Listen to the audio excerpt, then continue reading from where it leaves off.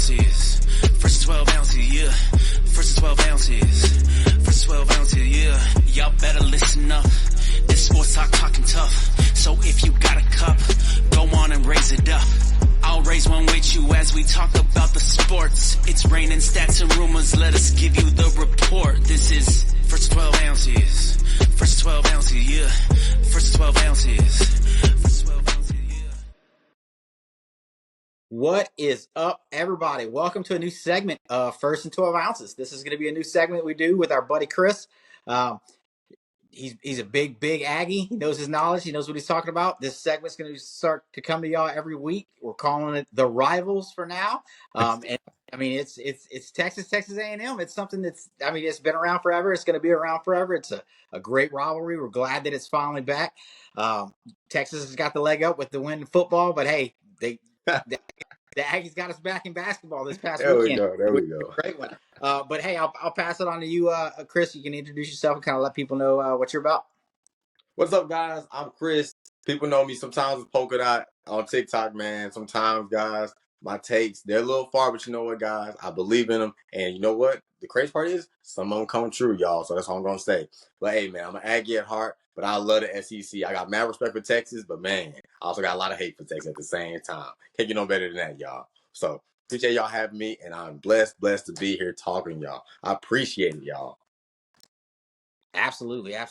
And like me and Shoney have been saying, this is something we've kind of been talking about for a while, getting, pretty much a Texas segment where, we got somebody to banter with, and we found somebody that's looks like it's going to be a good opponent to go back and forth with on on Texas versus Texas A&M. Shoney, what you got for him? What should Chris expect we bring to him week by week? No, I like bringing a guy that's as passionate about making content, but sports content and football content the way that we are. If you go look at Chris's TikTok, he does a great job doing what he does, and he's clearly very passionate about it. He clearly does his homework before he says anything. And nonetheless, somebody to just cut up with the locker room talk at the end of the day. Doing here, we're turning water cooler talk into content. And there's a lot of people out there that like to do that as well. At the end of the day, for Longhorns fans, for A&M fans, for his followers, for our followers, it's just bringing more energy to the podcast, to everything that we do, and to the rivalry, to the SEC, and to the game that we all love. So I love all that. And so I hope we can all come together and grow this thing. Oh, yeah.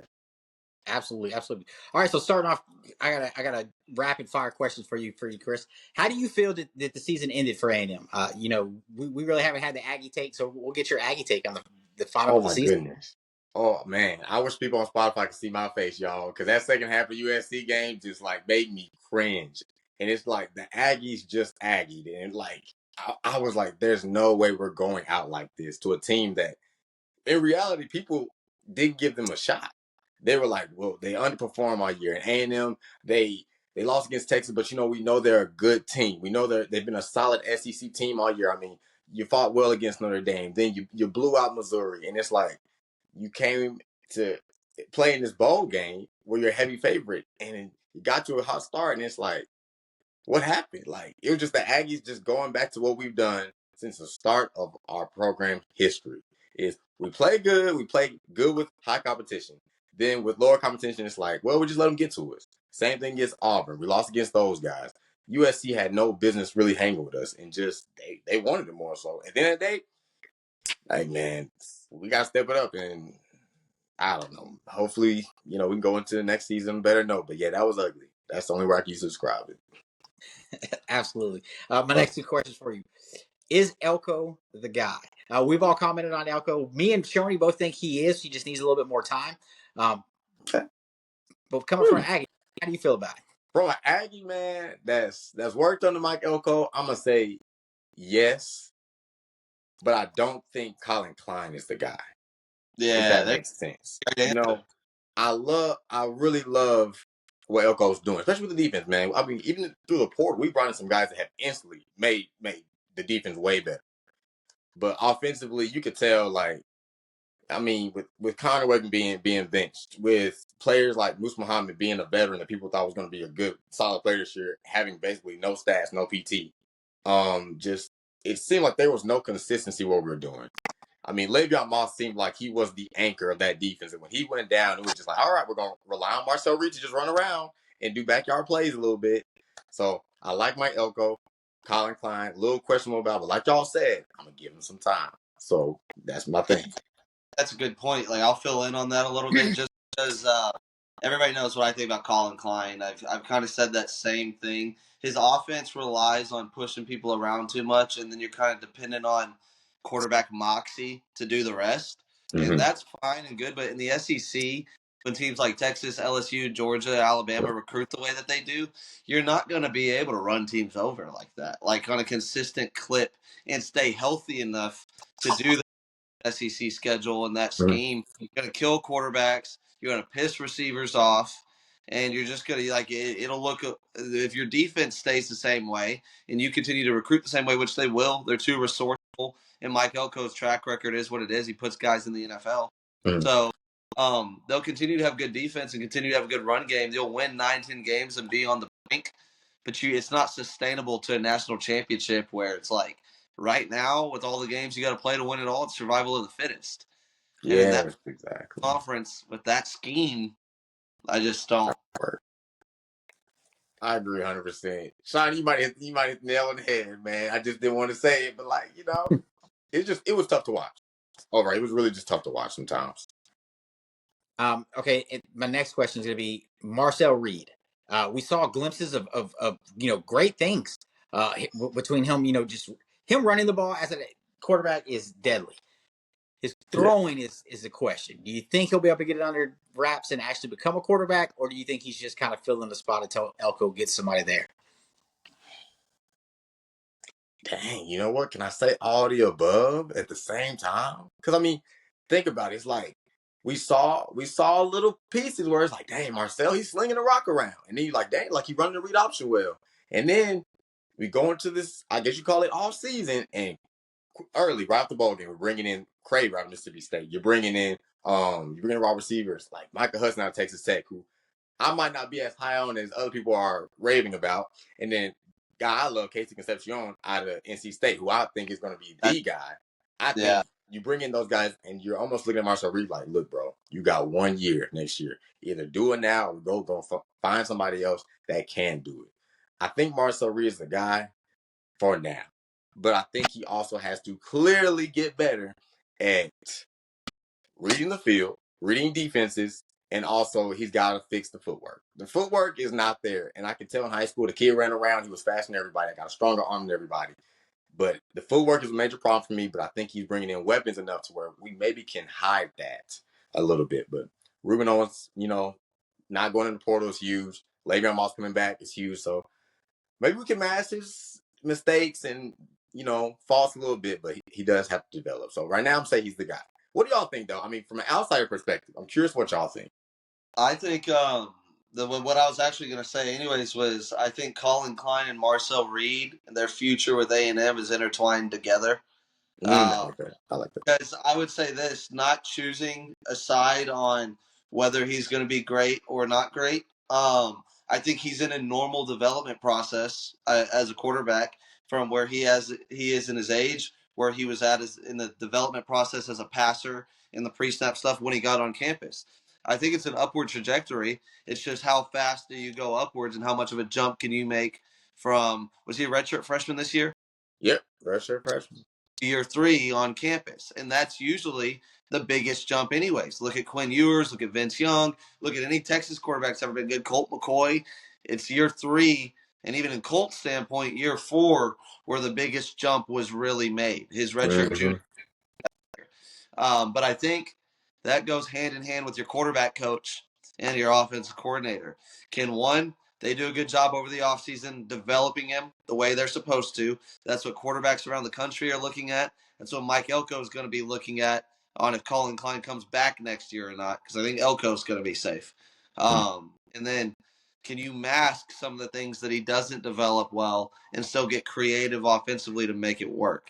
Steve Sarkisian has run a lot of different he runs the same principles. He sticks to the pro principles, outside zone, the stuff he loves to do, sure.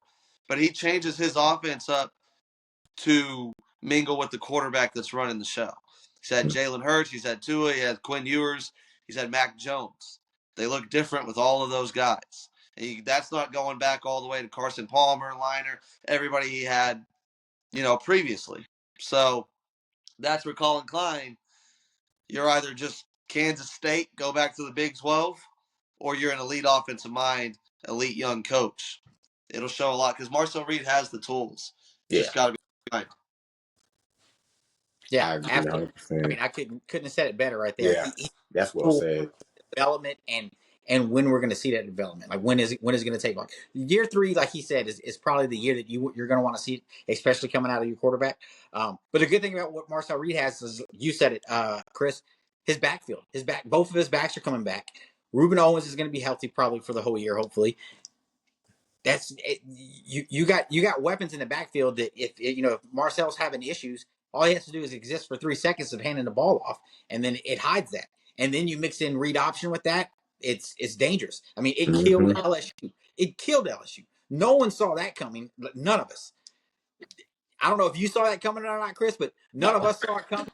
I know our other co-host that's a part of it, Buddha, didn't see it coming. Everyone was in shock for that second half of that game, and Marcel Reed took it over. Now though, here's a quick thing though. Next season, Marcel has to play in A&M, has to play at Notre Dame, at Fayette-Nam, at Tiger Stadium in Death Valley, Baton Rouge, and a little revenge game for LSU, by the way. And then obviously they end the year in DKR. Yeah. So it's a flip, you know what I mean? Now you do have home. You got some other teams at home that would be tough road games, but it's not an easy schedule at all next year. I mean, I'm thinking like some of the teams that are coming into the Kyle Field next year. Like, I mean, Florida's coming. That's a rejuvenated program entirely. Like Auburn, I've been telling people as much as I can. Like, Auburn's gonna be better next year because they were literally a quarterback away from being 9, maybe 10 win, maybe. But like, they truly have so much young talent. I think we are going to be talking about Cam Coleman as a top 5 receiver next year. Now that he has Jackson Arnold quarterback, I think Hugh Freeze is a great coach. Like, that SC is tough, man. And like you said, we got to go to Notre Dame. Got to go DKR. Like, we got to go to LSU. And one thing about Aggies is we don't play well in Death Valley. I don't think we've won there since we entered the conference. So I say next year we might go like 9-3. And those 3 games, the games I was like, I don't see us winning because we don't really play well on the road, clearly. Because that's my personal opinion. Yeah. Another team, Florida is going to be a lot better. DJ really, really fucking good. So good, man. Yeah. I don't know. I'm just worried, man. I'm worried. I think with Texas going to the SEC, I think the timing couldn't have been better with certain teams being down, and Texas entering as hot as we did. It looks like hopefully it'll continue. We'll see what happens. This coming week with the big game. Let's get your feelings on that. What do you think about? What do you think about since we touched on the Aggies? What do you think about the Texas program? What's going on in Austin and their shots this weekend? Man, I've been telling people, like, as an Aggie, it's hard to, like, root for Texas. But, even as an Aggie, y'all, I even put down a little money on Texas. I just thought, I was like, man, there's no way they lose Arizona State. I said, overall, I know Cam Scatterbo is going to be an amazing player. And he had a game. He had a great game. But Texas, let's call it how it is. Texas was clearly the better team. Like, hands down. Like, the game got tight late in the game. Whatever. Texas was clearly the better team. Going to these last 4 teams remaining in semifinals. They going up against, in my opinion, the best team currently left in the playoff. That's Ohio State. I think this game comes down to what kind of Quinn Ewers are we going to see out on this field? And is Quinn Ewers even going to finish this game? Because if he's struggling early, are we going to see Arch go ahead and get a drive in? Are we going to I mean, is Quinn going to throw a couple interceptions? Because if they get down a couple scores, we know how fast Ohio State can score. Texas, they take a little bit to get going and get in rhythm. But Texas can win this game if you're being real. Because Ohio State, their biggest enemy is themselves. There's only one ball to go around Ohio State, but there's so many talented players that sometimes they get in each other's way. And I think Texas, they commit to the running game. They allow the defense to go in there and get stops like we know they can. They were the number 1 defense in the country for a long time, for a reason.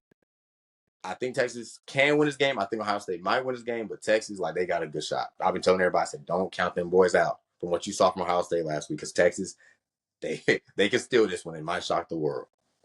Yeah, I think everything that's like kind of the narrative on Texas right now is fair, but it pretty much everything you could say about Texas, you could say about Ohio State, and it's Yeah. I think the comparison, like it's a very on paper as even as you really get, and since the recency bias of like the overtime game with Texas that they almost lost to Ohio State stomping Oregon, everybody's kind of forgetting. Oh, that team struggled multiple times. Multiple times. So it's. I think all of these games. I think both games will be extremely close. Yeah. I was. You're from Duncanville. Did you grow up in Aggie? Are you from an Aggie family? Or did Man, you? I'm from an Aggie family, but I didn't. I'll tell you this, man. I was a big Florida fan growing up. So yeah, I went to A&M because my sister went there, but mainly I told my parents, I said I would go to Florida, and they were like, "Well, Florida's kind of far." So I was like, the only school I could go visit the Florida campus is at A&M. So I was like, you know what? I'm gonna go to Texas A&M so I can eventually want to go visit Florida campus. But I fell in love with A&M. But yeah, man, from Duncanville. Of course, I know y'all love Duncanville because y'all got Colin Simmons, so y'all just love Duncanville. But yeah, That man. But and let me tell you something about Colin Simmons too, man. Great kid. I don't think people recognize. People see he has 9.5 sacks. People see he has like 15 tackles for loss, but like off the field, like he is a truly like a gifted kid in the classroom as well.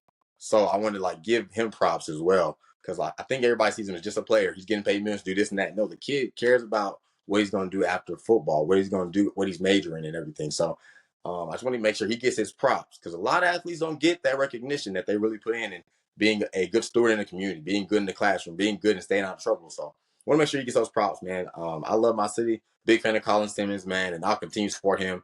You know, he wears that burn orange every Saturday, man. That's tough for me to watch. mm-hmm. But I gotta show love to the kid. Yeah, Yeah.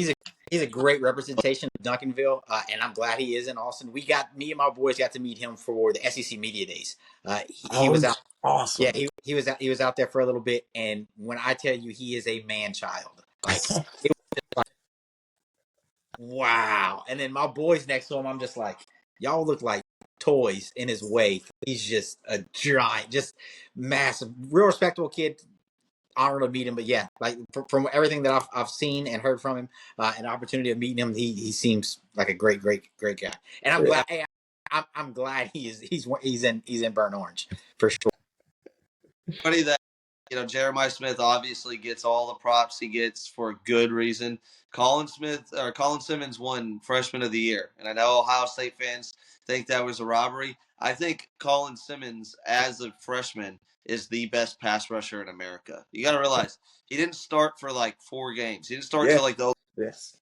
He got double sacks as a true freshman, and he was halfway through the regular season before he started starting. If you've watched him recently, just from pure pass rushing standpoint, this is a guy that's been training with Micah Parsons since high school. He has more skills. He's more refined as a freshman pass rusher than pretty much anybody I've ever seen. I think he's the best in the country. In Ohio State, as much as they think Jeremiah Smith got robbed, they might find out about Colin Simmons just as much as we got to find out about Jeremiah Smith. That's kind of what I'm coming with this game is, yes, you got something, but we got something too. Each Okay. about it. Man. Yeah. Okay. I want to ask y'all like what are y'all score predictions for this game? Because I feel like we can see it go a whole bunch of ways. Both defenses can take over. Both offenses can put up 30 plus. So I'm curious what y'all see the score being in this game. I predicted one. But unbiasedly do think the under in this game is I really love the under from an unbiased standpoint. Like if I'm talking to bettors or anything like that, I like the over in the other game, the under in this one. But I predicted 23-13 Texas. I think Texas can deploy the same game plan Michigan deployed for 4 straight years. Run cover 6, 2 high safeties, quarters on one side, cover 2 on the other side. You'll be able to bracket Jeremiah Smith in some situations. In other situations, you got Jade, an All-American safety, passing them off. So take their vertical game away. Stop the run with 6. At least keep them out of the end zone. I think Texas will do a good job keeping them out of the end zone the way Michigan did. That might be multiple red zone stops. So I think in the best case scenario, 23-13 Texas, if not like 2013, 17-13. Yeah, my score prediction is a little bit higher than SJ's, just because I think Texas comes out hot like they have been doing, and I think it kind of catches everybody off guard. But I think it ends up finishing 35-21 Texas. I think Texas gets a late touchdown to make it 35-21, just to kind of close it out. I think at the end of the game, starts to lean on the run a little bit, and one of our running backs pops one open to pull it away for good. Key thing that I think is going to happen, this happened to Will Howard his entire career when he plays against Texas, is when he's pressured, he messes up big time. He is Mm-hmm. 0-4 against Texas. He said it in one of his interviews. He was mad about how the game ended last year because it went into overtime and this and that. But guess what happened in that overtime? The reason they lost the game is because they put pressure in his face. He had nowhere to go with the ball, and he just threw it up. They're going to stay with the pressure on him. They're going to mix up. They're going to mix up Colin Simmons and Trey Moore coming down from the outsides. And not to mention, I mean, our secondary is, we got John Day Barron, one of the greatest. He's a Thorpe Award winner. He's going to match up against Jeremiah Smith. I mean, you got a freshman going against a senior. Best on best right there. Let's see who's going to get it done. I'm putting my money on John Day because he's been playing big all year. This Texas secondary, outside of, I forgot how many touchdowns. I think maybe they might have just given up double-digit passing touchdowns for the year after the Arizona State game. But other than that, they've only given up, I think, 6 or 7 passing touchdowns all year. So when people are like, "Oh, Jeremiah Smith," Texas has shut down the passing game pretty much everybody. Mm-hmm. And a lot of that credit goes to the DBs, but then a lot of it goes to the pressure that they're putting on quarterbacks. If they stay in Will Howard's face, he's gonna be throwing from his back foot. And he's not gonna know what to do. Yeah, I rewatched the Arizona State game finally and like looked at a lot of the Sky Cam. Listen, that kid Levet, the QB at Arizona State, if he wasn't so elusive, and I know Will Howard's a good athlete, he's not elusive like that. He doesn't have speed like that. Texas would have legitimately had like 9 sacks in the first half. Agreed. I'm not saying they're getting that type of pressure on Ohio State, but they will get pressure. Will Howard's not like that. Everybody knows I've had Will Howard on the top of my time to get a real job list of all the That's funny. for a long time. So as much as like the Quinn flack that he gets, Will Howard is just as susceptible to struggling against a really good defense. Struggled against Nebraska, struggled against Penn State, was terrible against Michigan. And then Sark and both the offensive and defensive staff here, Texas is very game specific in their game plans. Sark is a guy that I don't think goes off of much of a script. His opening scripts are really, really good, but I think he really play to play just calls it with how the flow of the game goes. He tries to stay out of tendencies and attack tendencies, but Ohio State's got really good edge guys, and they're really good at stopping the run. They're really good at stopping the outside zone. Texas struggled running the ball last week, so I think everybody, conventional wisdom says, well, they're going to struggle to run the ball against Ohio State. I think Sark will attack Ohio State differently and more like Michigan did as well, confusing linebackers with more movement, more pullers, more motion, making them use their eyes and freeze to attack them in the running game. I'm not saying it's exactly what's going to happen, but I do think he'll have a great game plan to attack whatever tendencies he found in Ohio State because he's really an NFL coach, like the way he goes about this stuff. So, it's the best team Texas has played, but I think it's the best team Ohio State has played. Agreed. Yeah. Agreed, y'all. So yeah, I like if you get Texas shifting, doing movements for the play, and get Ohio State players looking left to right, like who's moving where, who's doing what. I think that's really what's going to confuse them because you got to get those boys get their awareness off of Quinn and the wide receivers because Bonds will attract a lot of talent. Gold is about to attract a ton of talent or a lot of eyes. So if y'all start rushing that rock, oh my gosh, it's gonna be a game. That's all I'm gonna tell you. And both Ray and Sark are gonna unload the clip here. Like I think both of them view this probably the national championship. No disrespect to who will be left, but I think both are looking at win this at all costs, and we'll figure it out next week. They're gonna both unload the clip offensively. Yeah, absolutely. Absolutely. Oh, man, y'all. All right. To close it out, let's get back on the rivalry. I did tell you guys we're going to do this. Let's pick our favorite rivalry game between the two. So, what is y'all's most memorable and favorite ones from the rivalry? Whether it could be any sport. It doesn't have to be football. It could be a baseball game. It could be one of the basketball games. But what do y'all got? Whew, man. Oh my gosh. I always think. Love Yeah, me too. let Shoney go first, man. Because let Shoney go Obviously, first. Because I'm thinking between multiple sports. yeah. You obviously got the Justin Tucker one. That's the one that all Longhorn fans will say. I'm going to kind of spurt out my most memorable games that have gone both ways across sports.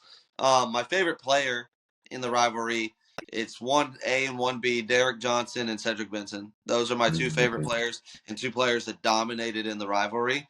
My most memorable football games outside of that one, the Tucker one, my favorite one's Colt McCoy's junior and senior year, getting revenge on A&M and beating up on A&M. I remember the two before that with Colt McCoy getting beat up against A&M. Move over to baseball. My favorite baseball, obviously, Cody Clemens, the walk-off. And then basketball. I remember two games. The AC Law buzzer beater to beat us. That was huge. I don't remember if it was the following game after that or the following year, but I was in attendance. It was a weekday. I had to be in like the fourth grade, and Texas won in triple overtime, and we stayed the whole game. Hey, So those there you go. Yeah, absolutely. So my favorite would be one of the ones you mentioned. It's Colt's senior year. It's when it was in College Station, his senior year.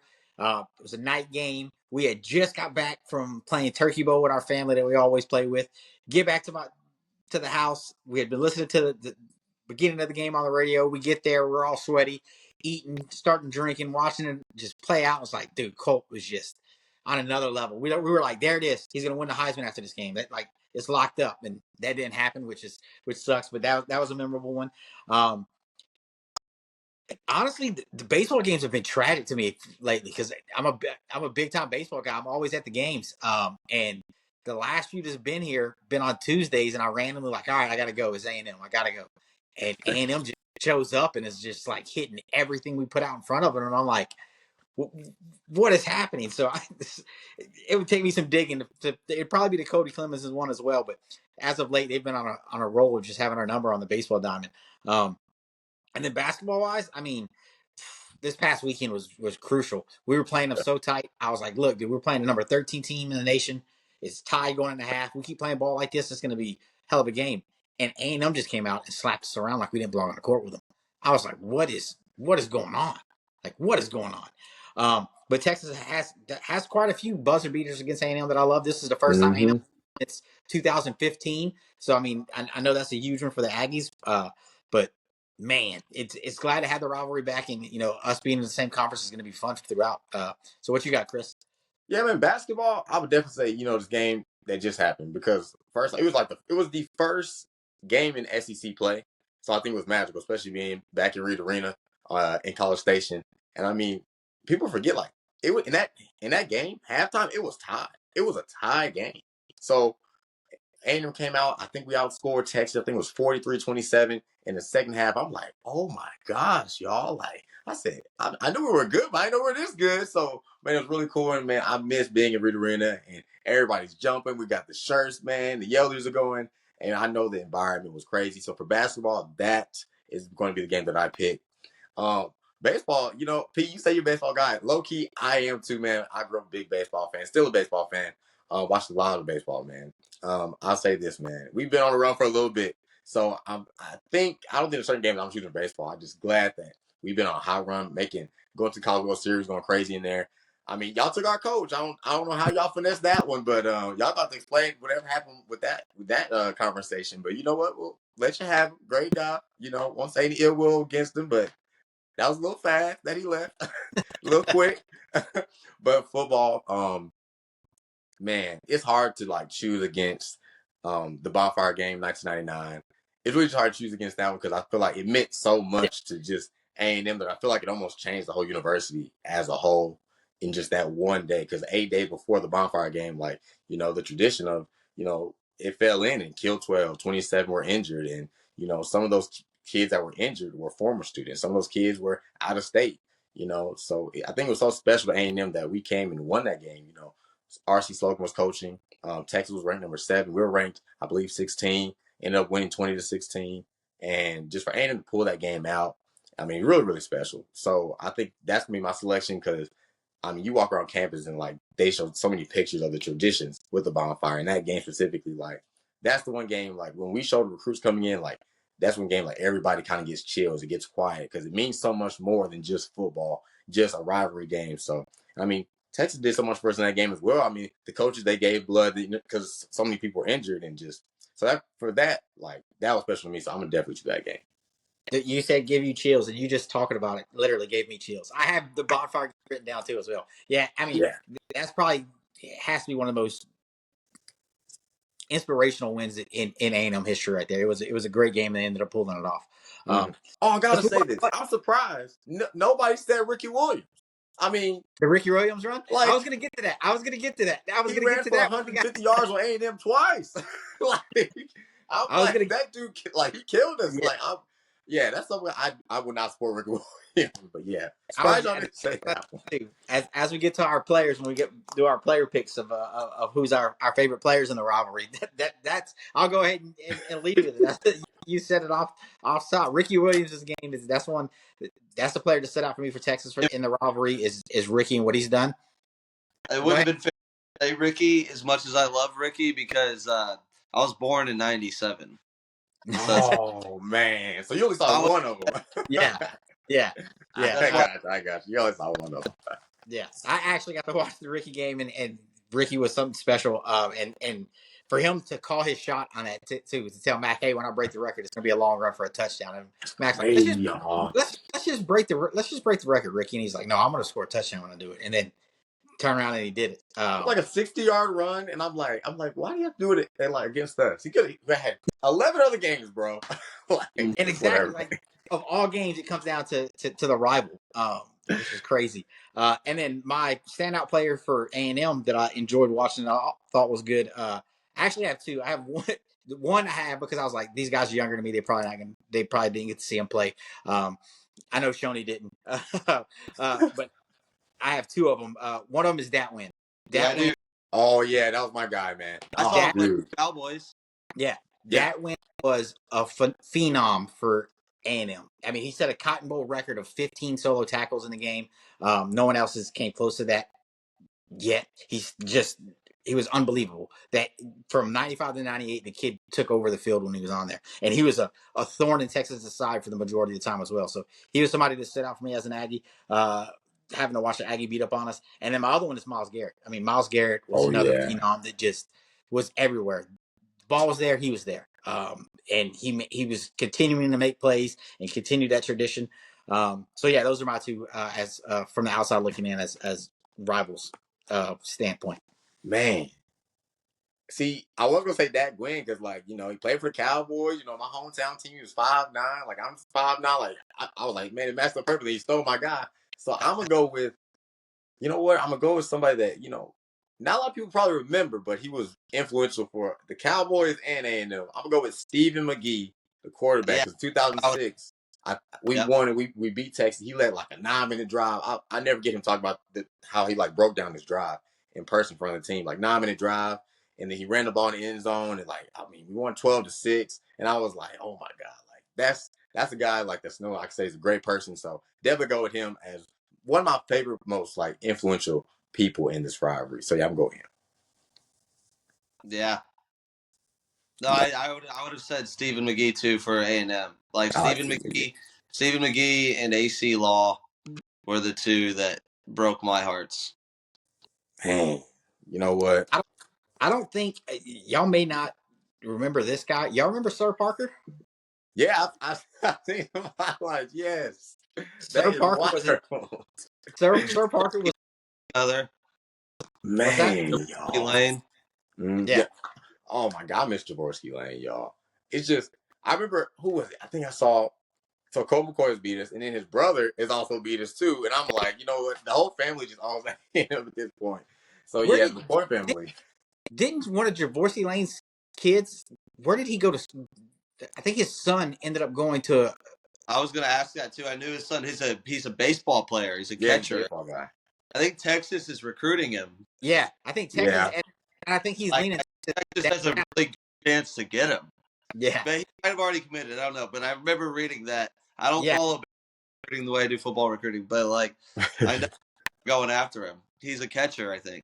That's what. Yeah, because I've seen him play at Perfect Game. I saw him play Perfect Game when I was out there. I was watching my nephew, and I was saying, they're like, last name Lane. I'm like, bro, there's no way. So turns out it's his son and the kid. Hey, the kid's big just like his dad. Man. He's a beast too. So But he's beast. look like Prince Fielder.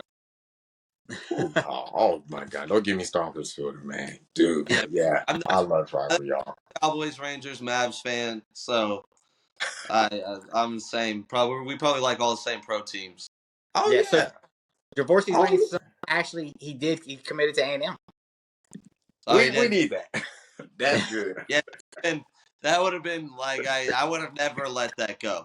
Yeah, Man, we've had people switch up on us, y'all, and it's not been pretty. So yeah. I mean, for a second there, I thought we were going to steal Kyler from y'all. When he had his unexpected, when he was still in high school and he had his unexpected visit, and he tweeted out a picture of the #1 Texas jersey, and I was like, Oh, wow. And then 2 days later, he commits to A&M. I'm like, oh, come on.